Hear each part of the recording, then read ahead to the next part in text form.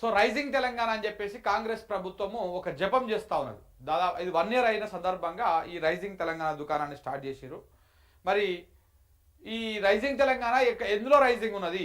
వ్యవసాయ రంగం రైజింగ్ లేదు, ఫాలింగే ఉన్నది. ఇక్కడ మనం కొన్ని రంగాలు రాసుకుందాం. మెయిన్ ప్రధానంగా వ్యవసాయ రంగం,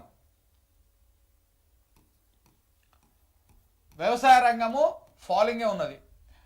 రియల్ ఎస్టేటు ఫాలింగే ఉన్నది.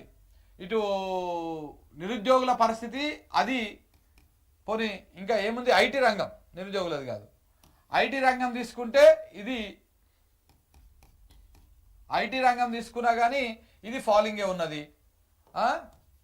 ఇటు ఇంకేముంది, ఫైనాన్షియల్గా ఆర్థిక రంగం, ఫినాన్షియల్ కూడా వచ్చేసి ఇది కూడా ఫాలింగే ఉన్నది. మరి ఏ రంగము?